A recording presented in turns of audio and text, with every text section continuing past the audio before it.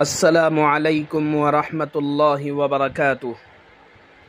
الحمد للہ وکفی وسلام علی عبادہ الذین اصطفی اما بعد۔ قال النبی صلی اللہ علیہ وسلم ان لکل قوم عیدا وہذا عیدنا او کما قال علیہ الصلاۃ والسلام۔ عید الفطر ایک اہم اسلامی تہوار ہے جو پوری دنیا میں رمضان المبارک کے ختم پر 1 شوال کو بڑے جوش و خروش کے ساتھ منایا جاتا ہے۔ عید الفطر اس خوشی میں مناتے ہیں کہ رمضان کے جو روزے ہم پر فرض کیے گئے تھے، اللہ تعالیٰ نے اس کو پورا کرنے کی توفیق بخشی اور اس کی رحمتوں اور برکتوں سے مالا مال کیا۔ عید کے دن اللہ تعالیٰ اپنے انعامات کی بارش کرتا ہے اور صدقہ فطر کی بدولت رمضان میں ہونے والی کوتاہیوں کو معاف کر دیتا ہے۔ یاد رکھنا چاہیے کہ اسلام ایک معتدل دین ہے۔ اسلام میں کسی طرح کا غلو اور کسی طرح کی کمی نہیں ہے۔ اسلام نے خوشی اور غمی کے موقعوں پر کچھ حدود و قیود قائم کر دی ہے جن کا ہمیں ہر حال میں پاس و لحاظ رکھنا ضروری ہے۔ اسلام نے خوشی کی اجازت دی ہے مگر اس حد تک کہ غفلت کا رنگ نہ دکھائی دے۔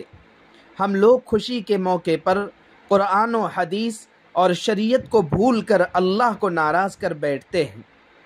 میرے دوستو، ابھی جو رمضان کا مبارک مہینہ گزرا ہے، اس کا مقصد اپنے اندر تقوی پیدا کرنا ہے اور 1 مہینے میں ایسی تربیت حاصل کرنا ہے کہ جس کا اثر سال کے باقی دنوں میں بھی نظر آئے۔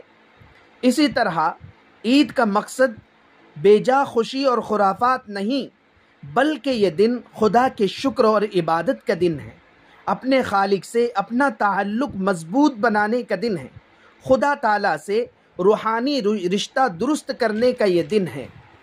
عید الفطر در حقیقت ذاتی احتساب کا دن ہے، اپنے دل میں جھانکنے کا دن ہے کہ ہم کہاں تھے، ہم نے کیا کیا اور ہمیں آئندہ کیا کرنا چاہیے۔ عید کا دن اپنے اندر خاص مقصد رکھتا ہے۔ اس دن خاص روحانی رنگ ہونا چاہیے۔ عید کے دن صرف نئے کپڑے پہننا کافی نہیں ہے بلکہ دل و دماغ بھی صاف رکھنا ضروری ہے۔ عید دسترخوان سجانے کا نہیں بلکہ کردار سنوارنے کا نام ہے۔ عید کا دن فقط ایک دن ہنسنے کا نہیں بلکہ زندگی مسکراہٹ میں بدل دینے کا نام ہے۔ صرف عید کے دن نہیں بلکہ پورے سال ہمیں غریبوں کی فکر کرنے کی ضرورت ہے۔ عید ہمیں خوشی کا موقع فراہم کرنے کے ساتھ ساتھ ایک دوسرے کے ساتھ ہمدردی، محبت اور اجتماعیت کی بھی تربیت دیتا ہے۔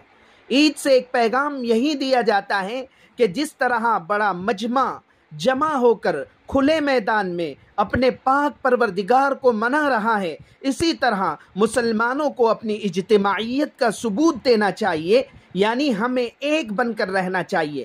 ہماری اجتماعیت ہماری ترقی ہے اور اگر ہم ٹکڑوں میں بٹ گئے، اختلاف و انتشار کے ہم عادی ہو گئے تو پھر ذلت اور ناکامی کے سوا ہمارے کچھ بھی ہاتھ نہیں آئے گا۔ اس لیے کوشش کرے کہ اپنے دلوں کو مسلمانوں کے بارے میں صاف کر لے، عیدگاہ میں محبت کا، اتحاد کا بہترین نمونہ پیش کرے۔ کوئی ایسی بات یا کوئی ایسی حرکت ہم سے نہ ہو جس سے اسلام اور مسلمانوں کو اور مسلمانوں کے مجمع کو ٹھیس پہنچے۔ عید کے دن جو خطبہ پڑھا جاتا ہے، اس کے الفاظ اگر سنہرے ورق پر لکھ دیے جائیں تب بھی اس کا حق ادا نہیں ہو سکتا۔ اس کا مفہوم یہ ہے کہ عید ان کی نہیں جنہوں نے عمدہ لباس پہن لیا بلکہ عید تو ان کی ہے جو اللہ کے وعید اور پکڑ سے ڈر گئے۔ عید ان کی نہیں جنہوں نے عمدہ خوشبوؤں کا استعمال کیا بلکہ عید تو ان کی ہے جنہوں نے اپنے گناہوں کی گندگی اور بدبو کو توبہ کے ذریعے ختم کر دیا اور وہ توبہ پر قائم رہے۔ عید ان کی نہیں جنہوں نے عمدہ خانوں کی ڈشیں تیار کی بلکہ عید تو ان کی ہے جنہوں نے سعادت حاصل کی اور نیک بننے کی بھرپور کوشش کی۔ عید ان کی نہیں جنہوں نے دنیاوی زیب و زینت اختیار کی، بلکہ عید تو ان کی ہے جنہوں نے تقوی و پرہیزگاری کو اختیار کیا اور اسے اپنا توشہ بنا لیا۔